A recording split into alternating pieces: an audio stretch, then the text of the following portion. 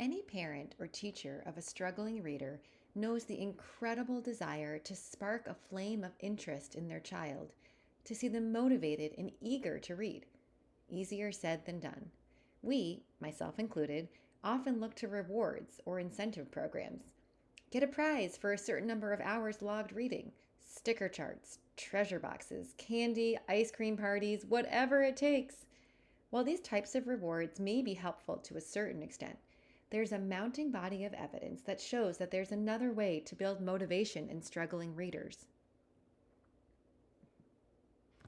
Let's look at external versus intrinsic or internal motivation.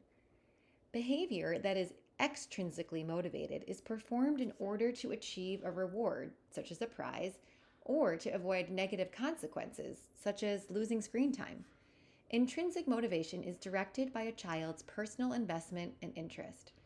Lots of research has been done that shows that developing intrinsic motivation in students is associated with psychological benefits and improved academic performance.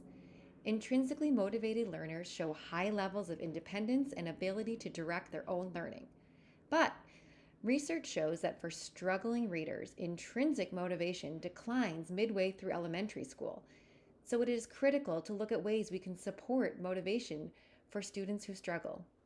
When looking for an academic intervention program, it is critical to find one that includes elements that build the motivation and self-efficacy attributes I'll discuss in this video.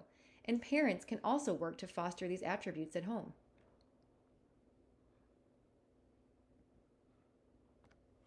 I'm going to give a brief overview of each of these attributes. There's a lot more information to cover on this topic, and I'll also link resources for you to explore at the end of the video.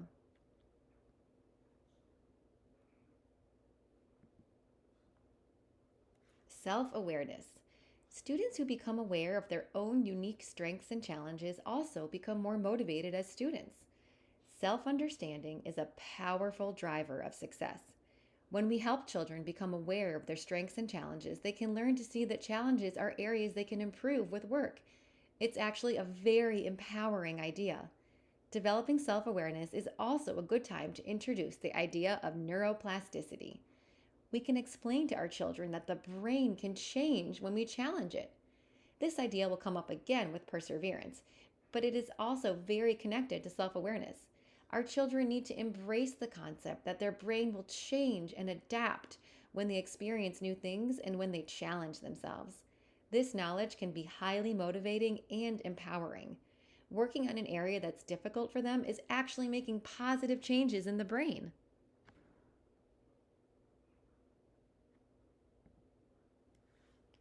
The idea of neuroplasticity can help students learn to persevere.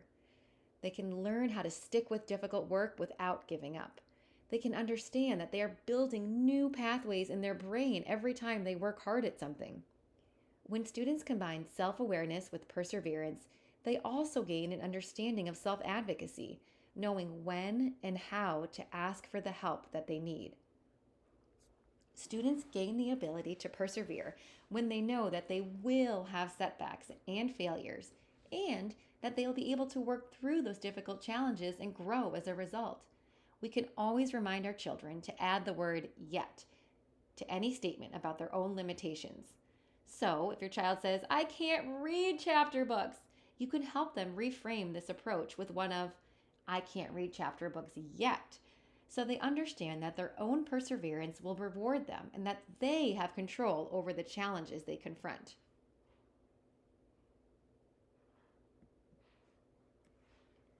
We need to work with our children to help them set goals that are reasonable and attainable. When they are overwhelmed by a situation, we can help them break through the overwhelm by breaking a task into smaller chunks and focusing on what they can control.